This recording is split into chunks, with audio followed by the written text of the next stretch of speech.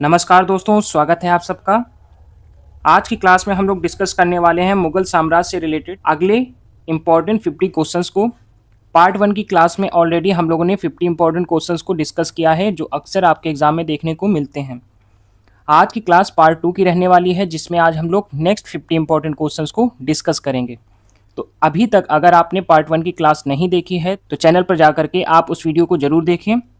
आज की क्लास में हम लोग अगले 50 इंपॉर्टेंट क्वेश्चंस को डिस्कस करेंगे, जो मुगल साम्राज्य से रिलेटेड अक्सर एग्जाम में पूछे जाते हैं। तो क्लास को बिना स्किप किए एंड तक जरूर देखिएगा। चलिए स्टार्ट करते हैं आज की क्लास को।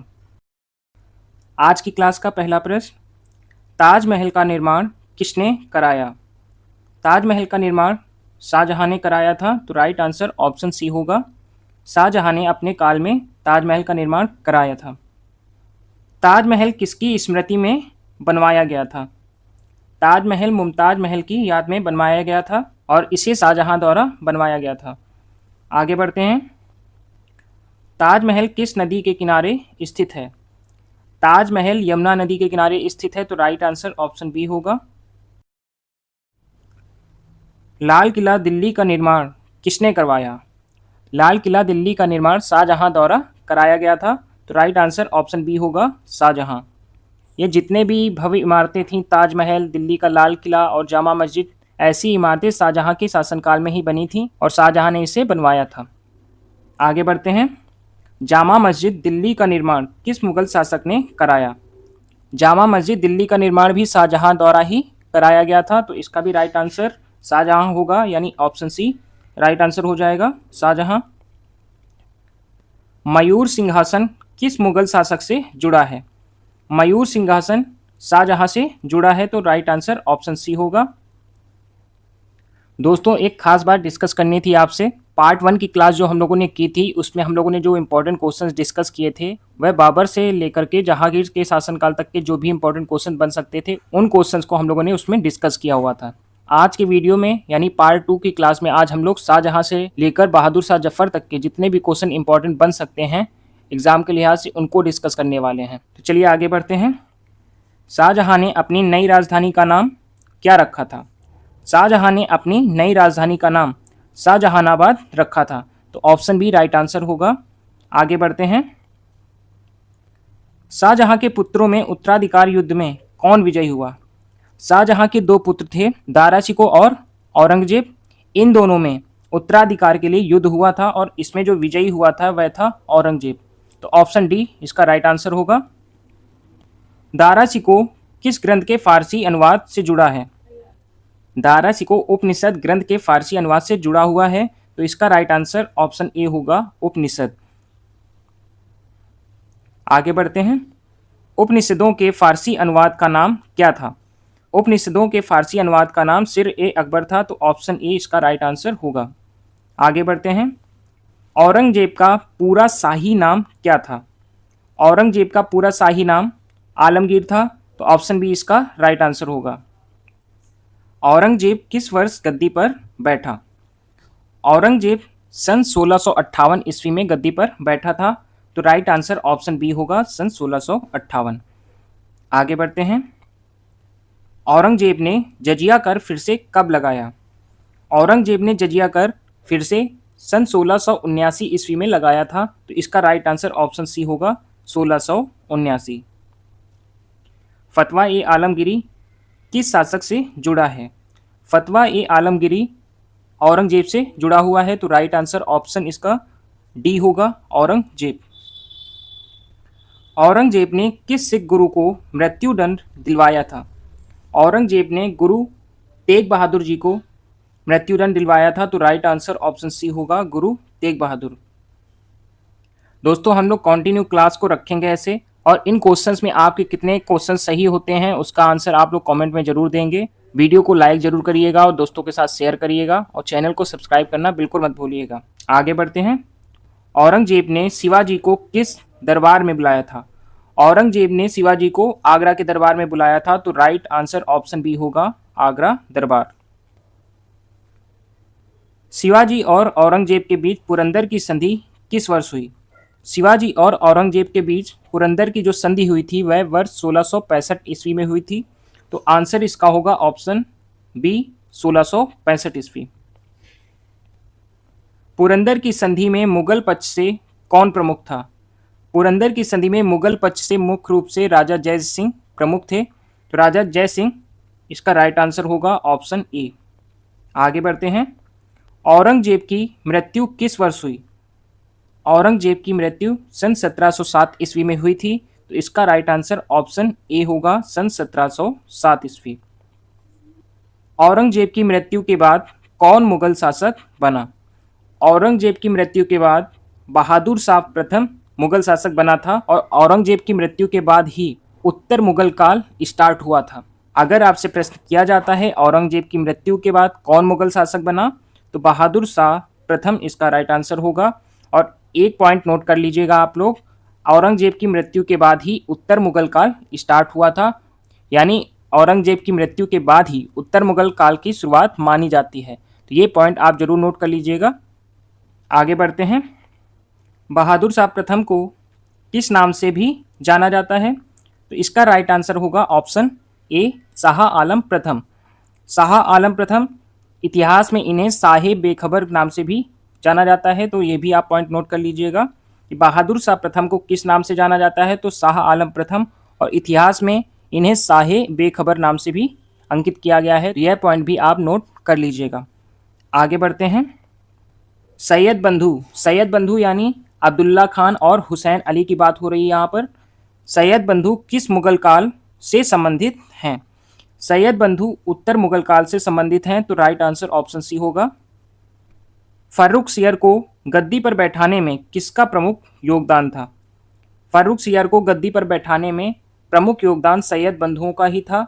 इन्होंने 1713 ईस्वी में जहांदार शाह को हटाकर फर्रुख सियर को मुगल साम्राज्य के सिंहासन पर बैठाया था। तो ऑप्शन ए सैयद बंधु इसका राइट आंसर हो जाएगा। ऑप्शन ए सैयद बंधु। आगे बढ़ते हैं। मुगल सम्राट मोहम्मद शाह किस उपनाम से प्रसिद्ध था?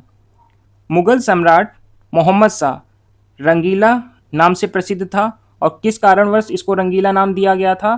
तो विलासतापूर्ण शैली इसकी थी और लापरवाह स्वभाव के कारण इसको रंगीला नाम दिया गया था। आगे बढ़ते हैं। नादिर शाह ने भारत पर आक्रमण किस वर्ष किया?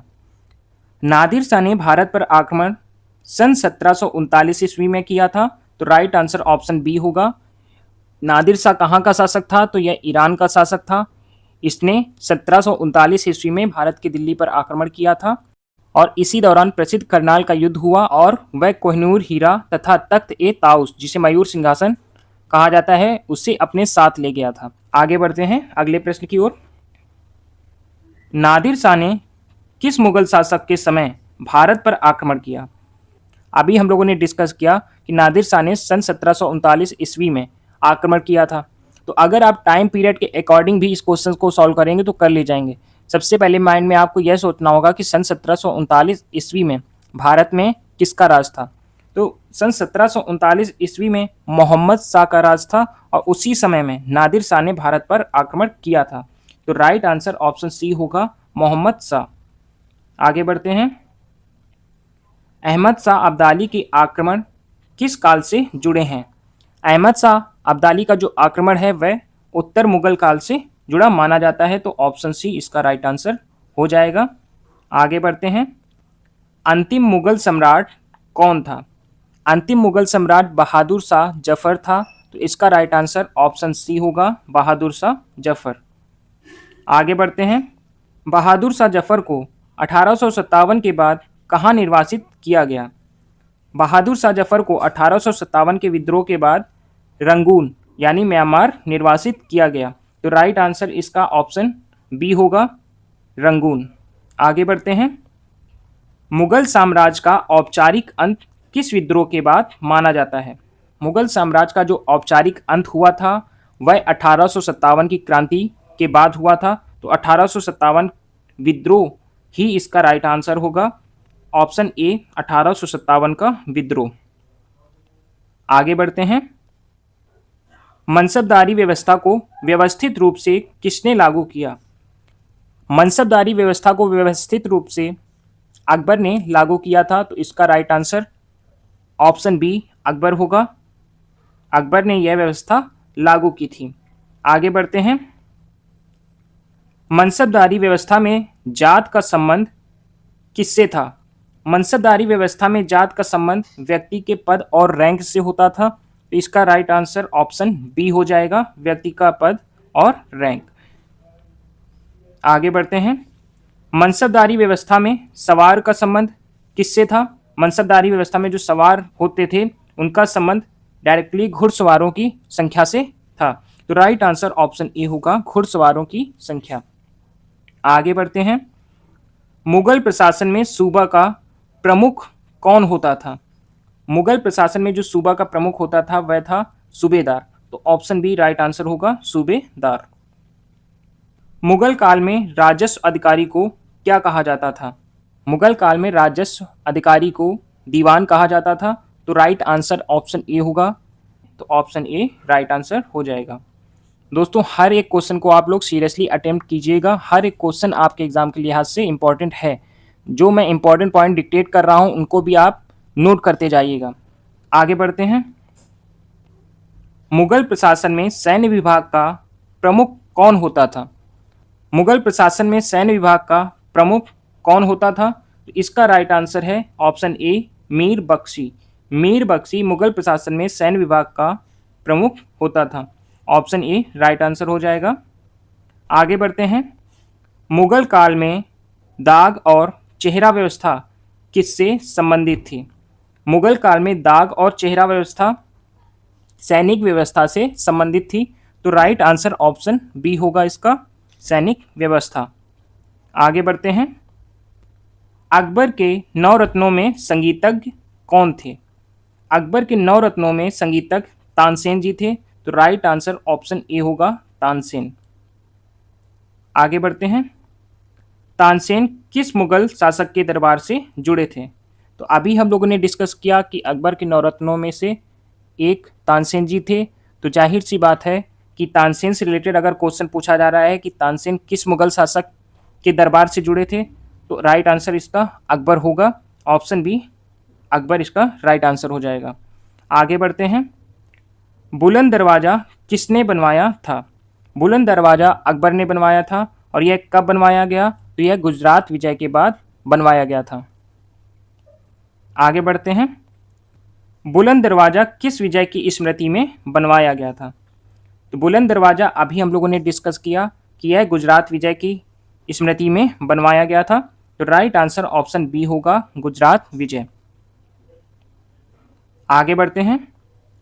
पंचमहल किस स्थान पर स्थित है? पंचमहल फतेहपुर सीकरी में स्थित है। तो राइट आंसर ऑप्शन सी होगा, फतेहपुर सीकरी। यह जो पंचमहल बना हुआ है यह किस स्थान पर है? तो फतेहपुर सीकरी इसका राइट आंसर हो जाएगा, ऑप्शन सी। आगे बढ़ते हैं। हुमायूं का मकबरा कहाँ स्थित है? हुमायूं का मकबरा दिल्ली में स्थित है। तो राइट आंसर ऑप्शन बी होगा। हुमायूं का मकबरा किसने बनवाया था? हुमायूं का मकबरा हमीदा बानो बेगम जी ने बनवाया था। तो राइट आंसर ऑप्शन बी होगा, हमीदा बानो बेगम। आगे बढ़ते हैं। एतमाद उद दौला का मकबरा किसने बनवाया था? एतमाद उद दौला का मकबरा नूरजहां जी ने बनवाया था। तो राइट आंसर ऑप्शन ए हो जाएगा, नूरजहां। आगे बढ़ते हैं। एतमाद उद दौला का मकबरा कहाँ स्थित है? एतमाद उद दौला का मकबरा आगरा में स्थित है। तो इसका राइट आंसर ऑप्शन बी होगा, आगरा। आगे बढ़ते हैं दोस्तों। मुगल चित्रकला का वास्तविक विकास किसके समय हुआ? मुगल चित्रकला का जो वास्तविक विकास हुआ था वह अकबर के शासनकाल में हुआ था। तो राइट आंसर ऑप्शन बी होगा, अकबर। आगे बढ़ते हैं। मुगल दरबार की भाषा मुख्यतः कौन सी थी? मुगल दरबार की जो भाषा थी वह मुख्यतः फारसी थी। तो राइट आंसर इसका भी ऑप्शन बी होगा, ऑप्शन बी इसका राइट आंसर हो जाएगा, फारसी। आगे बढ़ते हैं। रामायण और महाभारत का फारसी अनुवाद किसके काल में हुआ? रामायण और महाभारत का अनुवाद फारसी में अकबर के शासनकाल में हुआ था। तो राइट आंसर ऑप्शन ए होगा, अकबर। आगे बढ़ते हैं। निम्न मुगल शासकों का सही क्रम कौन सा है? दोस्तों जब भी ऐसे क्रम वाले क्वेश्चंस किए जाएं तो आप टाइम पीरियड जरूर याद रखिए, और उस टाइम पीरियड के अकॉर्डिंग ही अगर आप आंसर देंगे तो कभी भी आपका क्वेश्चन गलत नहीं होगा। तो इस क्वेश्चन में भी हम लोग सबसे पहले टाइम पीरियड लिखेंगे, उससे हम लोगों को एग्जैक्ट सही क्रम पता चल पाएगा। तो दोस्तों सबसे पहले ऑप्शन ए देख लेते हैं। मुगल साम्राज्य से रिलेटेड बात हो रही है तो यह भी पॉइंट आपको माइंड में रहना चाहिए कि मुगल साम्राज्य की स्थापना की किसने थी, तो बाबर ने की थी। तो हम लोगों को ऐसे कौन कौन से ऑप्शन दिख रहे हैं जिसमें बाबर सबसे पहले दिया गया है, तो आपको ऑप्शन ए दिख रहा होगा जिसमें बाबर सबसे पहले है, और एक ऑप्शन डी दिख रहा है जिसमें बाबर सबसे पहले दिया गया है। तो इस लिहाज से ये दो ऑप्शन, ऑप्शन बी और ऑप्शन सी तो गलत हो जाते हैं। अब इन दो ऑप्शन में हम लोगों को सटीक आंसर जो है वो पहचानना है कि सटीक आंसर कौन सा है। तो दोस्तों बाबर ने मुगल साम्राज्य की स्थापना की थी, उसके बाद उसका पुत्र जो था, उसके पुत्र का नाम क्या था, हुमायूं। हुमायूं गद्दी पर बैठा था। और डी ऑप्शन में क्या दिया हुआ है बाबर के बाद, अकबर। तो डी ऑप्शन इस लिहाज से गलत हो जाता है, और ऑप्शन ए इस लिहाज से ओनली हम लोगों को एक ऑप्शन बचता है, लेकिन फिर भी हम लोग पूरा आंसर चेक करेंगे। बाबर के बाद हुमायूं, और हुमायूं के बाद हुमायूं का पुत्र अकबर, अकबर के बाद जहांगीर, जहांगीर के बाद शाहजहां, फिर औरंगजेब। ऑप्शन ए इसका राइट आंसर हो जाएगा। तो दोस्तों ये थे आज के इम्पॉर्टेंट 50 क्वेश्चंस। तो दोस्तों ऐसे ही आप लोग पढ़ते रहिए, आगे बढ़ते रहिए। जल्द ही मिलेंगे एक नई सीरीज के साथ। तब तक के लिए जय हिंद।